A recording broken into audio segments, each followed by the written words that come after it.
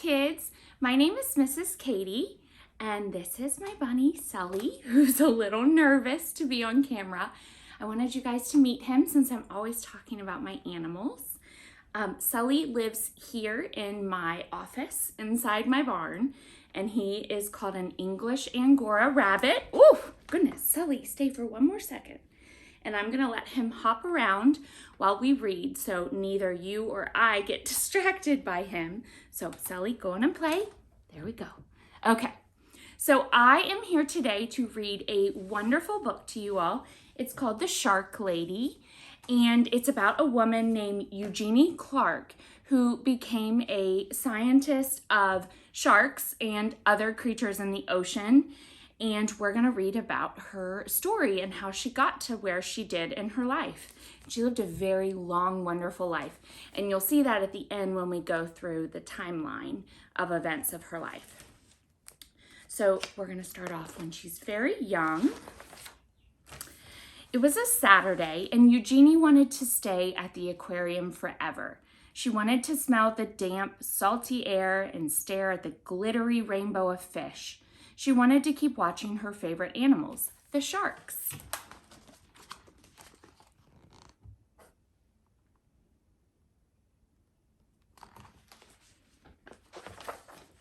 Eugenie pretended she was walking on the bottom of the sea. What would it be like to swim with her sharks, to breathe underwater with gills of her own? More than anything, she wanted to find out.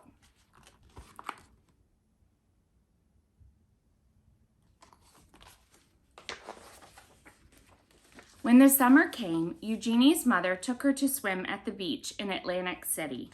Stuffing sticky gum into her ears to keep the water out, Eugenie dove down, down, down. The salt stung her eyes, but she didn't want to miss a single fish. Constellations of sea stars speckled the pebbled sand. She imagined a silvery fin standing strong on her back, slicing through the ocean current.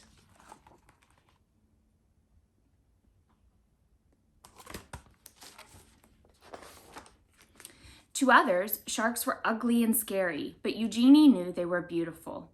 As she glided through the cool water, she wished everyone could see sharks through her eyes.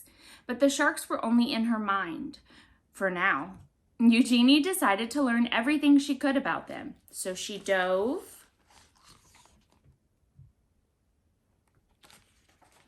into books. Whale sharks, nurse sharks, tiger sharks, lemon sharks. Eugenie wanted to know about them all. She also joined the Queens County Aquarium Society as its youngest member. Eugenie's notebooks filled with sharks. They swam in her daydreams and on the margins of her pages.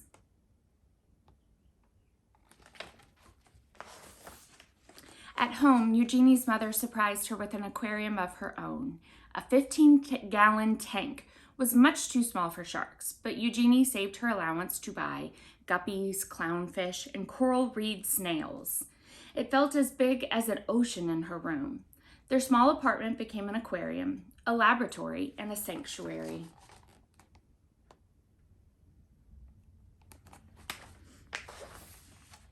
As she grew older, many were still telling Eugenie what to do. Forget those sharks, be a secretary, be a housewife. Eugenie wanted to study zoology, but some of her professors thought women weren't smart enough to be scientists or brave enough to explore the oceans. And they said sharks were mindless monsters. Eugenie knew better. Her dream was as big as a whale shark. So again, Eugenie dove.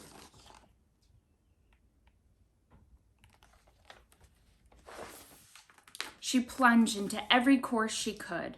Her laboratory became her home. From sunrise to sunset, she studied how fish grow, how they behave, and how they were put together both inside and out. Despite all of the people who didn't believe in her, Eugenie was becoming one of the smartest students in her field.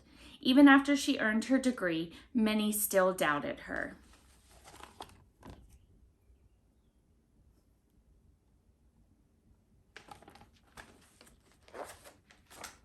But Eugenie's work was just beginning. Eager to make discoveries of her own, Eugenie finally dove into the open ocean. In the Red Sea, Eugenie collected hundreds of fish, including 3 new species that had not been discovered before: the Red Sea sand diver, the Barredzenia pipefish, and the volcano triple fin. On a research mission exploring the Paiute Islands, Eugenie was diving alone when she encountered her first ever wild shark. She wasn't afraid. Instead, she thought it was beautiful.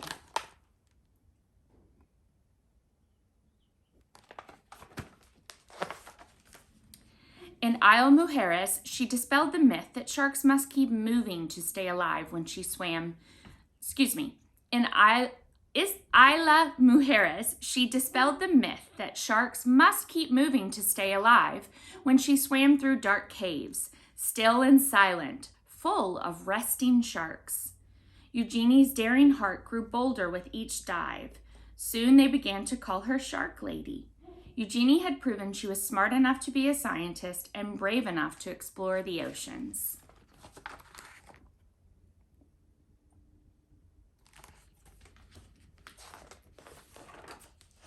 As her courage grew, she began to love and understand her beloved sharks more and more. But she never forgot many still believed that sharks were mindless killers. Because of their scary reputation, humans were hunting sharks all over the world. Eugenie knew that sharks weren't stupid or mean. She was determined to prove everyone wrong.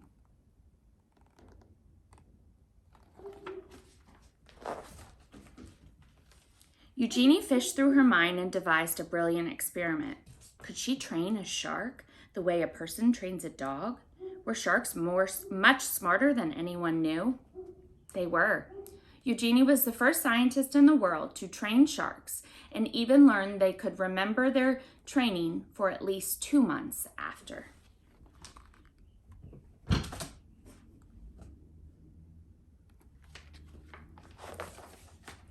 Sharks were not mindless killers. Sharks were beautiful. Sharks were smart. They deserved to be studied, protected, and loved. And Eugenie's dream was now a dream come true.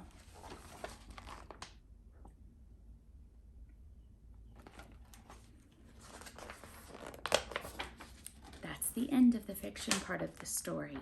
But we have lots of information at the end of the book that I want to go through too. This part is called Shark Bites, and it's like little different sections that explain some of what we read in the book and some that we may not have heard about. Dangerous monsters, no way. There are over 400 species of sharks, and of these, only about a dozen are known to be dangerous. Sully wants to come and sit with us.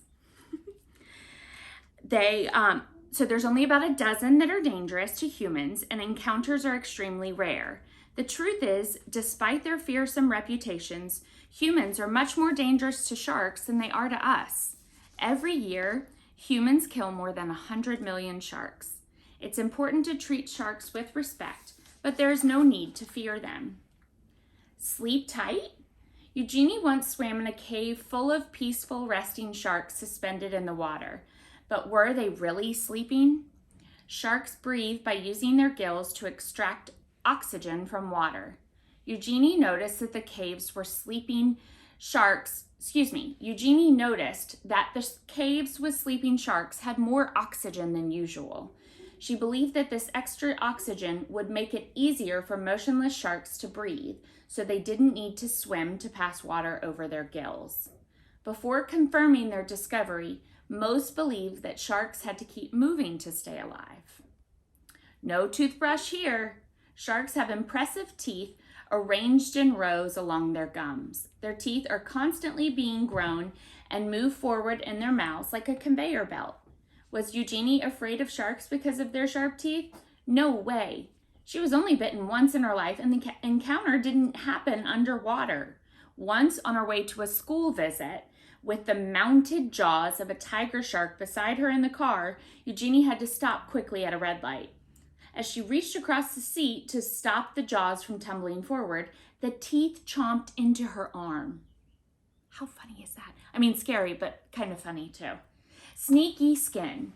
Sharks can move extremely fast in the water, and the secret to their speed is their skin.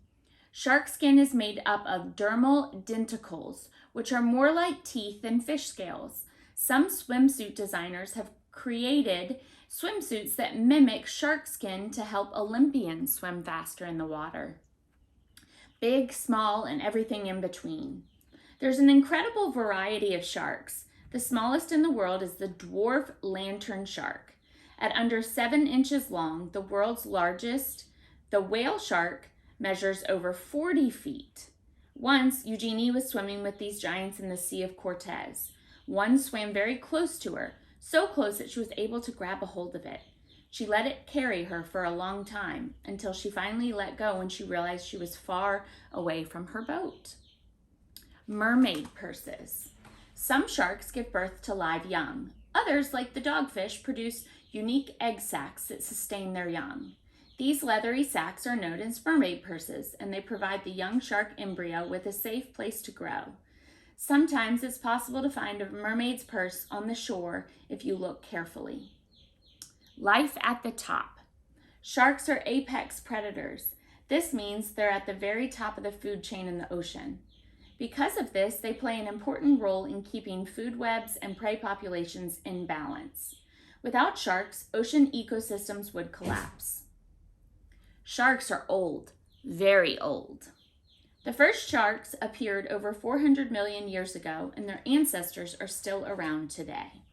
They have survived 5 major extinction events, including one 65 million years ago that destroyed the dinosaurs.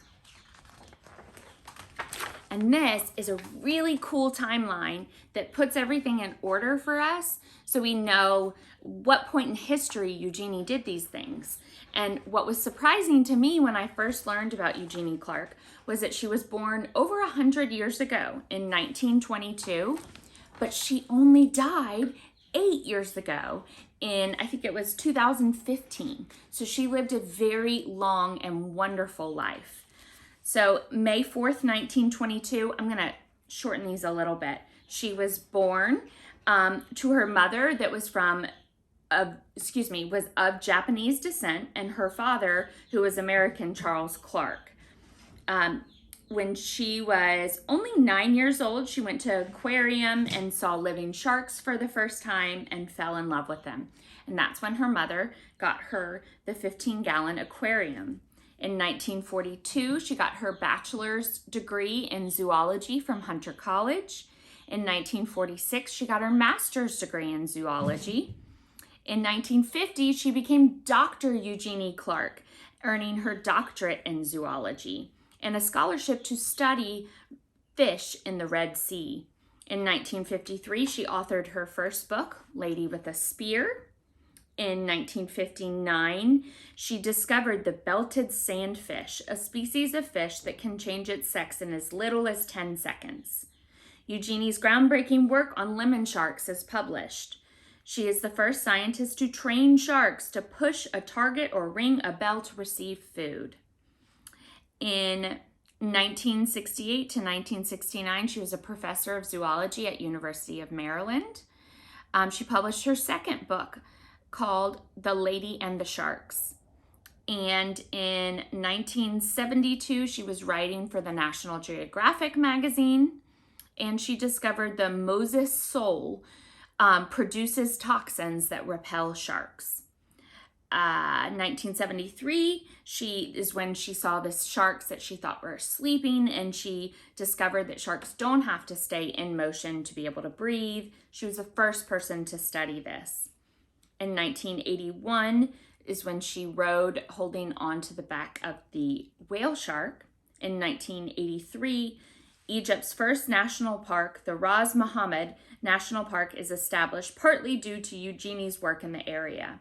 She's a strong advocate for conservation and loves the beauty and diversity of the Red Sea. In 1986, she dives deep into her first trip in a submersible. In her life, she will make over 70 submersible dives to explore the ocean. These trips took her 12,000 feet deep into the ocean. In 1999, Eugenie moves to Sarasota with her family and begins working at the Mote Marine Laboratory. In the 2000s, so 2004, she injured her ankle on a diving expedition, and while at the doctor's, they learned she had lung cancer and she went through chemotherapy.